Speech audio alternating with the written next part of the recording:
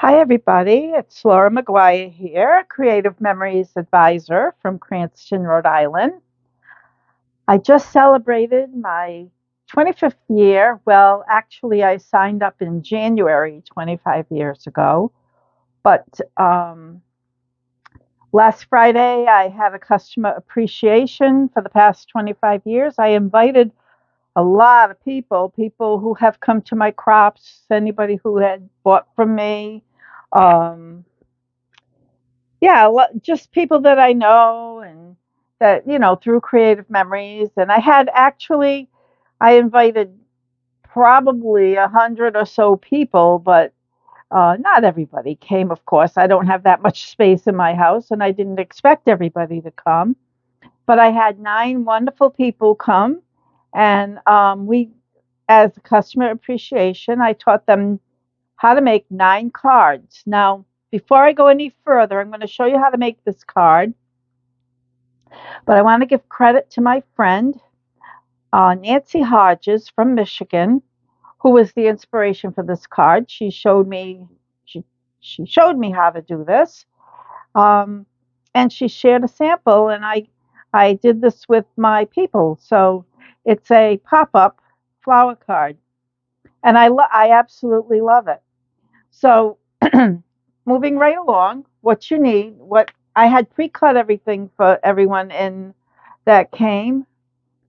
So I have a kit left over. I had expected 11 people, but at the last minute, 2 people couldn't make it. I recommend actually not this, but repositionable tape runner for this, especially for the flowers that pop up on the inside.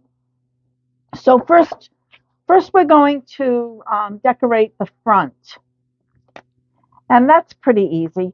I tried this, and I felt that the flower that I put on it got lost. So I flipped it over to the darker green, and that's what most people did. Oops. It's funny, people, I had put out all the adhesive for them. They used all my stuff, most of them did. And then they cleaned up for me. I mean, who has people like that in their lives? They were wonderful. So then I'm putting one across like this. And this time I had cut them to go straight across, but I think I like it better if it's not all the way across, if it's just across the designer paper. So I am going to trim this down a little and maybe a little more.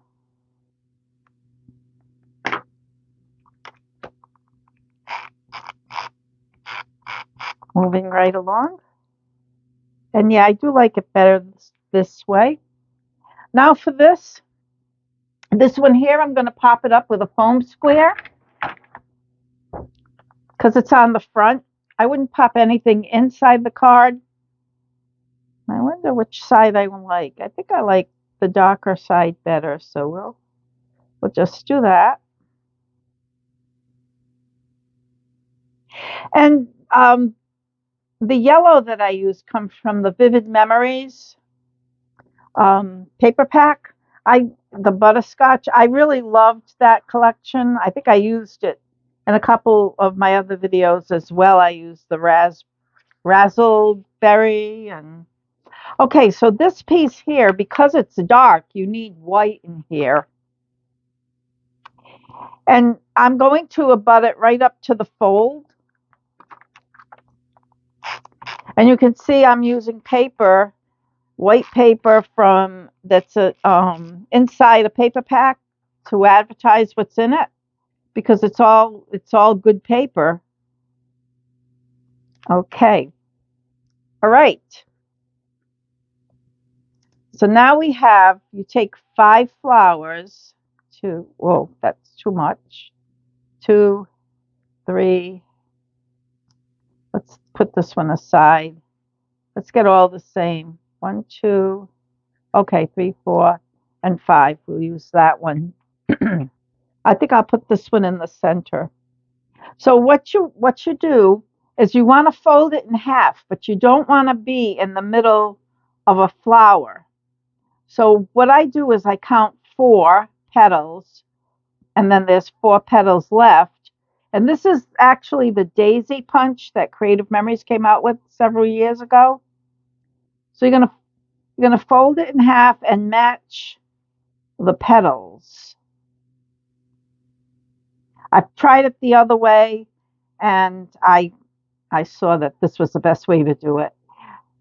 I was folding inside the petals, and they weren't coming out right. So they're nice and neat. They all match up for the most part. 2, 3, 4. So we're doing 5.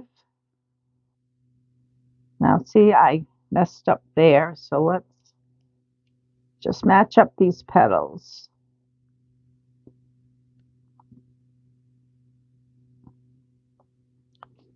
And yeah, I want this in the center. Let's see, 4. 1, 2, 3, 4. Match up the petals. Yeah, we made 6 cards at the workshop. And actually, I got 3 ideas from my friend Nancy. So I'm going to put repositionable tape runner on. Actually, I don't know if I'm in the screen. I want to be sure I'm in the screen. On 2 sides. And then you're going to put the fold right at the fold of the card. And the reason why I chose the green cardstock is because the yellow looked so good against it. Okay, so I'm just putting the repo on one side of the flower.